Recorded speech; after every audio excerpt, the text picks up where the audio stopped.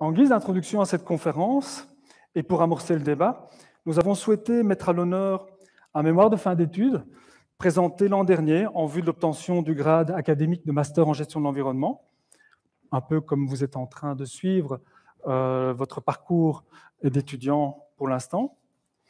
C'était un travail méticuleux ayant analysé avec brio une centaine d'entreprises belges, aujourd'hui certifiées neutres en carbone. Je vais inviter Nadège Vanout et voyons ce que Nadège Vanout a tiré comme enseignement de tout un travail de ce mémoire. Je te laisse la place. Et je te mets.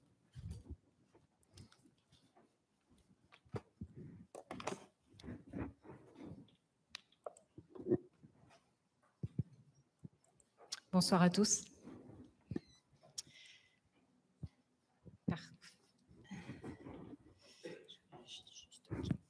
Bonsoir. Eh bien, moi, je voudrais vous présenter des éléments d'information et des éléments de réflexion sur cette démarche que Michel a introduite et qui est en fait une démarche assez répandue en Belgique aujourd'hui et qui est celle des entreprises qui sont d'ores et déjà déclarées, voire même certifiées neutres en carbone. Alors, comme on l'a dit, tous les éléments que je vais vous présenter ce soir sont en fait issus de cette étude que j'ai réalisée dans le cadre de mon mémoire, que j'ai présenté il y a quelques mois, ici en juin dernier à l'IGEAT, dans le cadre du Master en gestion de l'environnement. Je sais que vous êtes nombreux à le suivre ici dans la salle. Alors la question de recherche sur laquelle je me suis penchée, c'est est-ce que ces entreprises neutres en carbone, d'ores et déjà neutres en carbone, est-ce qu'il s'agit en fait d'une véritable solution aux enjeux climatiques? Et pour analyser et apporter des éléments de réponse, c'est effectivement plus d'une centaine d'entreprises basées en Belgique que j'ai analysées. Alors, peut-être que la première question que l'on devrait se poser quand on parle de ce sujet, c'est mais qu'est-ce qu'on entend par neutralité carbone? Et vous allez voir qu'en fait, la neutralité carbone d'une entreprise est une notion qui est souvent bien différente de la neutralité carbone scientifique qui est définie par le GIEC. Mais qu'entend le GIEC par neutralité carbone? Un dessin vaut mieux qu'un long discours. Je ne sais pas comment j'active le pointeur. C'est pas grave. Vous voyez en fait l'ensemble des courbes. Ce sont en fait différents scénarios que le GIEC a étudiés. C'est issu en fait du rapport spécial du GIEC pour un réchauffement planétaire à 1,5 degré.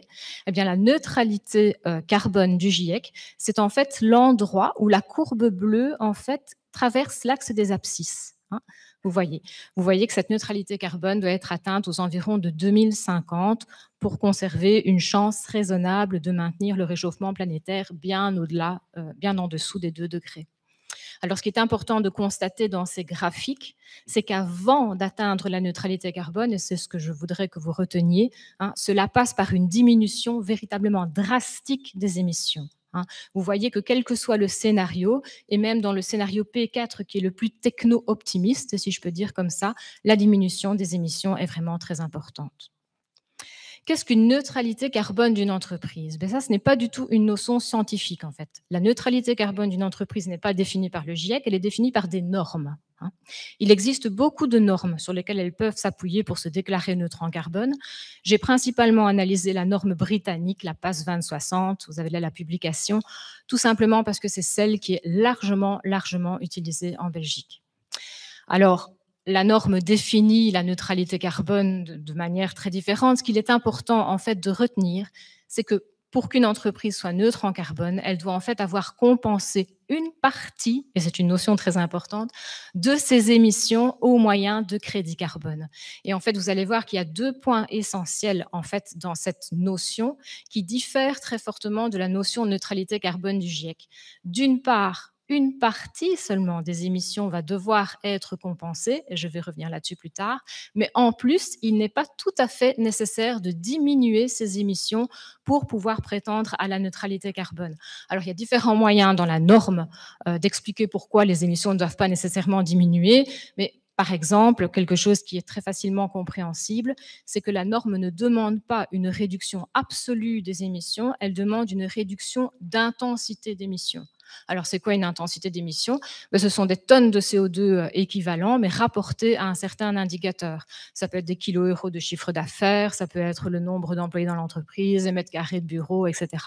Mais donc, vous pouvez évidemment constater que dans le cas d'une entreprise qui est en croissance, elle peut prétendre à une réduction d'intensité d'émissions tout en voyant ses émissions dans l'absolu augmenter.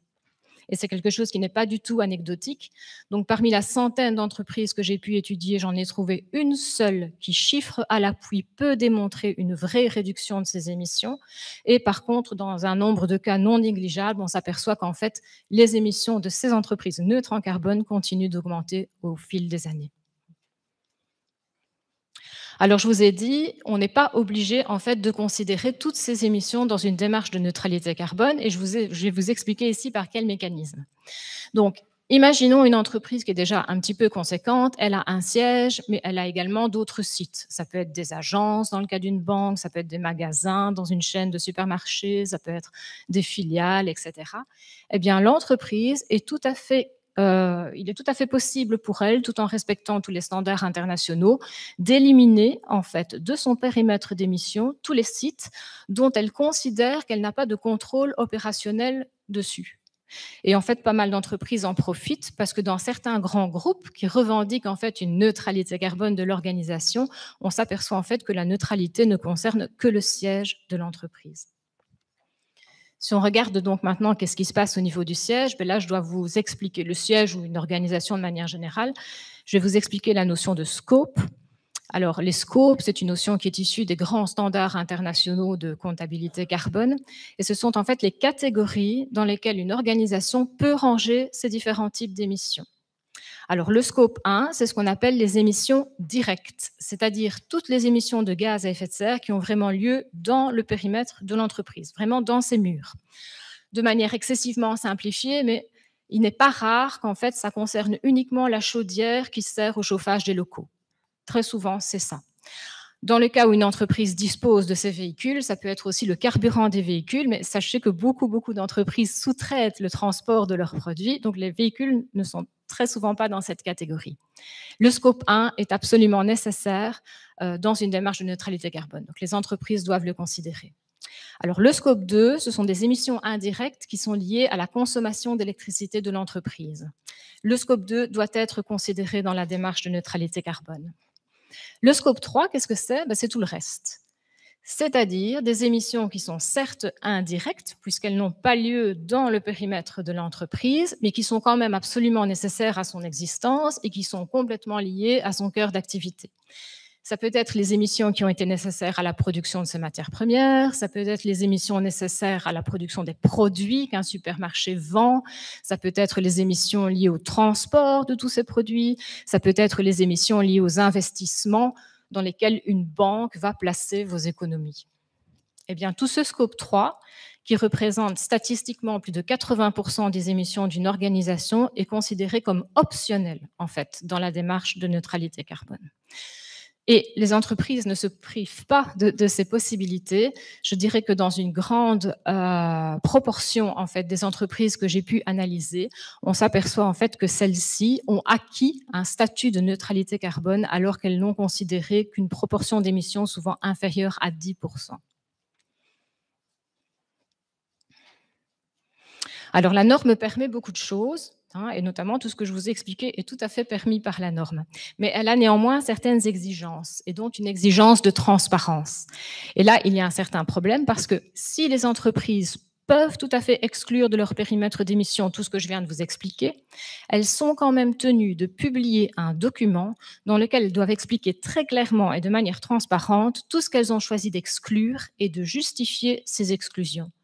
Or, ce requis de la norme n'est jamais respecté. Il n'y a aucune entreprise neutre en carbone en Belgique qui satisfait en fait ce requis de la norme. Et ça, évidemment, ça va engendrer différents problèmes. Le premier problème, c'est évidemment un risque d'altérer la confiance dans les démarches climatiques. Vous pouvez l'imaginer. La confiance est d'ailleurs la raison principale pour laquelle la norme requiert cette exigence de transparence. Mais d'autre part, si l'entreprise n'explique pas en fait à l'ensemble des parties prenantes ce qui se cache derrière sa certification, ben, la démarche peut alors complètement s'avérer trompeuse. Hein, je veux dire, quand il n'y a pas du tout d'explication, je crois que tout un chacun comprend neutralité carbone comme absence d'impact climatique. Hein. Or, vous voyez que l'impact, il existe encore bel et bien parce qu'il a juste été compensé à raison parfois juste de quelques pourcents. La démarche peut s'avérer donc dans certains cas trompeuse, elle peut même s'avérer contre-productive. Et là, je vous explique un petit peu, c'est à cause de ces fameux effets rebonds, hein, qu'on appelle également des effets indirects. Alors, je n'ai pas du tout le temps de rentrer dans les détails, mais je peux vous dire qu'il y a par exemple des études qui montrent que lorsqu'une entreprise affiche le fait qu'elle a compensé l'impact environnemental de ces produits, eh bien, la consommation en fait, de ces produits va augmenter. Et cette augmentation n'est pas marginale, hein, elle est de l'ordre de 5 à 15%. Hein, donc supérieure en fait à la proportion d'émissions que les entreprises ont considérées. Et pourquoi? Parce que ça, en fait, toutes ces communications agissent en fait sur nos comportements de consommateurs, notamment en achetant un produit compensé en carbone. On voit qu'en fait, ça donne l'impression d'une consommation qui ne présente aucun impact environnemental, ça retire toute culpabilité et les gens peuvent se lâcher et consommer allègrement. Alors, il y a d'autres effets un peu pervers de cette certification et déclaration de neutralité carbone qui ont tendance en fait à retarder de véritables actions impactantes pour lutter efficacement contre le changement climatique. Par exemple, c'est ce recours à la compensation. Donc, les crédits carbone en fait, que les entreprises peuvent acquérir pour acquérir leur statut de neutralité carbone sont très, très bon marché. Les entreprises de mon échantillon ont acquis leur tonne de CO2 réduite avec un prix de 2,5 à 10 euros à la tonne. Donc c'est vraiment très, très, très peu. Et c'est toujours beaucoup plus intéressant d'un point de vue financier que d'effectivement réduire ses émissions. Hein, vous imaginez que si l'entreprise doit se lancer dans des vrais projets d'abattement ou changer complètement son business model pour répondre aux normes d'un monde neutre en carbone, ce sera bien plus cher que 10 euros à la tonne. Donc, on préfère la compensation à l'abattement. D'autre part, ce sont quand même des certifications qui légitiment des business models dont on peut quand même douter sérieusement de leur compatibilité avec un monde neutre en carbone. Donc, dans la banlieue de Bruxelles, ici, il y a une usine de fabrication de SUV, électrique certes, mais parmi les plus lourds du marché, qui est neutre en carbone. Dans la région d'Anvers, il y a une compagnie dont l'activité principale, c'est le trading et le stockage des produits pétroliers. Cette entreprise est neutre en carbone. Voilà. Il y a d'autres éléments qui retardent toujours comme ça les actions. Alors, dans mon rapport, j'ai listé toute une série de recommandations à l'attention des entreprises qui voudraient se lancer dans une démarche qui serait cette fois-là cohérente et vraiment impactante pour le changement climatique. Je n'ai pas le temps du tout ici de rentrer dans les détails à ce niveau-là, mais je vais quand même en citer 4 qui sont directement liés à tout ce que je viens de vous exposer. La première des recommandations, c'est veiller en fait à la portée de votre démarche. Je crois que l'époque est révolue où on pouvait juste considérer son scope 1, son scope 2 et prétendre à une neutralité carbone. Je crois qu'une démarche crédible pour le changement climatique doit impliquer également les émissions indirectes, même si ce sont des émissions que l'on partage avec ses clients, avec ses fournisseurs, avec d'autres parties prenantes.